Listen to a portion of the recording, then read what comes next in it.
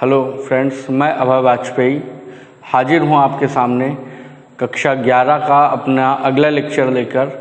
पीछे 2 लेक्चर हम पढ़ चुके हैं और आज हमारा तीसरा लेक्चर है। तो आइए हमारे तीसरे लेक्चर में जो फर्स्ट चैप्टर है उसका आखिरी टॉपिक आज हम पढ़ेंगे और वो आखिरी टॉपिक है भौतिकी, प्रौद्योगिकी एवं समाज। भौतिकी, प्रौद्योगिकी एवं समाज का मतलब हुआ कि भौतिकी जो है वो प्रौद्योगिकी और समाज से कैसे जो है अटैच्ड है, उससे कैसे कह लीजिए कि भौतिकी का क्या यूज है प्रौद्योगिकी में और इससे हमारे समाज पर क्या असर पड़ता है, आज हम इस पर वार्ता करेंगे। देखिए, भौतिकी के बिना प्रौद्योगिकी शायद संभव ही ना होती। आप देखते हैं प्रौद्योगिकी का मतलब क्या है। हमारे जो उद्योग धंधे हैं, जो भी चीज़ें हैं, सब कहीं ना कहीं भौतिकी के नियमों पर ही आधारित होती हैं। यदि भौतिकी के नियम ना होते तो बड़ी बड़ी मशीनों का निर्माण ना होता और बड़ी बड़ी मशीनों का निर्माण ना होता तो उद्योग धंधे ना होते।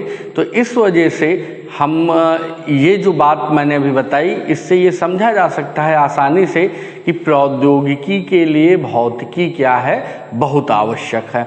आपको एक चीज़ और बता दें कि कहीं कहीं कुछ स्थानों पर कुछ ऐसी मशीनों का आविष्कार किया गया प्रौद्योगिकी के अंतर्गत जिनसे भौतिकी के कुछ नियमों का सत्यापन भी होता है। तो इसका मतलब क्या है कि भौतिकी अगर प्रौद्योगिकी को जन्म देती है तो कहीं ना कहीं प्रौद्योगिकी भी भौतिकी के सत्यापन में सहायक होती है। तो यहाँ से हम कह सकते हैं कि भौतिकी एवं प्रौद्योगिकी ये एक दूसरे की क्या है, पूरक हैं।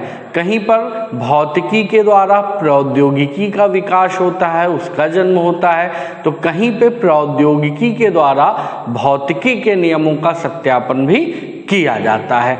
अब आइए हम समझ सकते हैं कुछ उदाहरणों से इनको।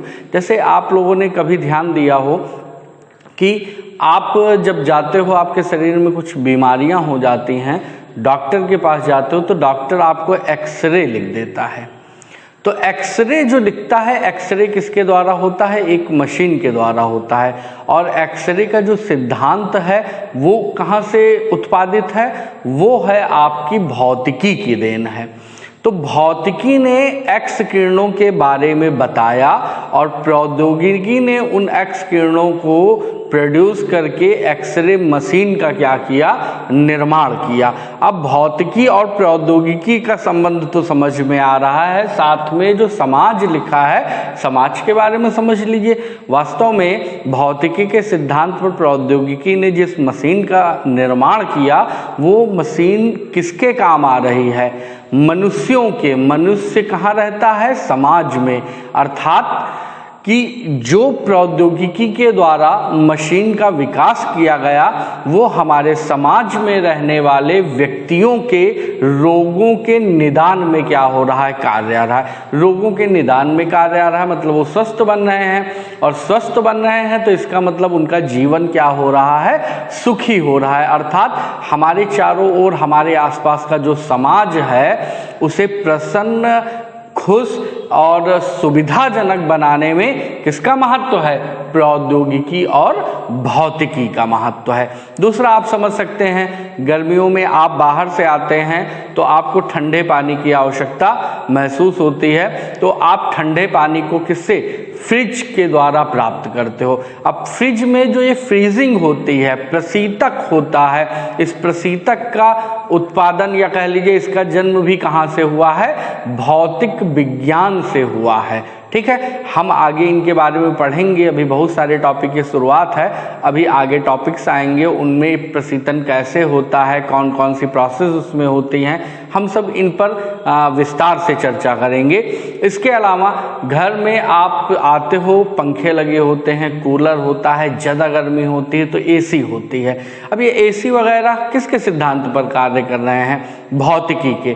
तो भौतिकी ने सिद्धांत दिया, भौतिकी के सिद्धांत पर प्रौद्योगिकी ने क्या किया, यंत्रों का निर्माण किया, और वो यंत्र क्या कर रहे हैं, हमारे समाज में रहने वाले मनुष्यों को और उनके जीवन को सुखमय बना रहे हैं, स्वस्थ बना रहे हैं, आसान बना रहे हैं।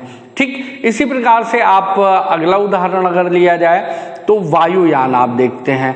वायुयान आकाश में उड़ता है। वायुयान की बनावट आप देखते हैं। वायुयान की बनावट एक विशेष प्रकार की बनावट होती है।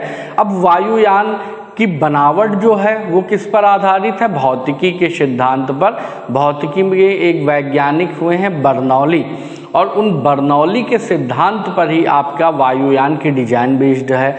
वायुयान में इंजन लगते हैं। वो इंजन किस स्थान पर लगाए जाएं, कितने पावरफुल हों कि वो वायुयान को ऊपर उठाने में मदद करें, उसका इंजन बनाने की जो टेक्निक है वो किसने दी? भौतिकी ने दी। तो इस प्रकार से हम देख सकते हैं कि भौतिकी से जो नियम उत्पादित होते हैं या जन्म लेते हैं, उन नियमों का उपयोग कर प्रौद्योगिकी क्या करती है? अनेक मशीनों का, अनेक यंत्रों का विनिर्माण करती है, और वो यंत्र क्या करते हैं? हमारे सामाजिक जीवन को सुखमय बनाने का कार्य कर रहे हैं। तो मेरे ख्याल से आपको भौतिकी, प्रौद्योगिकी एवं समाज, इनका संबंध आपस में क्या है ये समझ में आ गया होगा।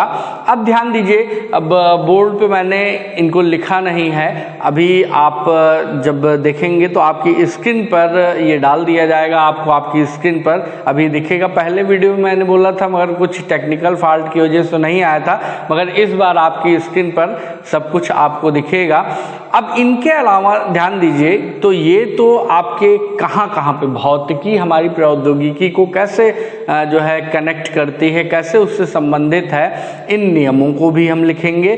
उसके बाद में भौतिक विज्ञान का कौन सा नियम प्रौद्योगिकी में कहाँ पर आपका लगता है, और कहाँ पर भौतिकी ने प्रौद्योगिकी को सहायता प्रदान की है, इसका एक चार्ट भी उपलब्ध है। उस चार्ट को भी हम क्या करेंगे, अभी डिस्प्ले कर देंगे। आप देख लीजिएगा, आप चीज़ों को अपनी कॉपी पर नोट कर लीजिएगा, और यदि आपको किसी प्रकार का कोई भी विस्मय हो तो आप कमेंट करके पूछ सकते हैं। आपके कमेंट का मैं त्वरित उत्तर दूंगा। और इसके बाद चूंकि ये लास्ट टॉपिक है, इसलिए आज का ये वीडियो यहीं पर हम समाप्त करेंगे, और जल्द ही हाजिर होंगे अपने नए चैप्टर और नए वीडियो के साथ। तब तक के लिए धन्यवाद।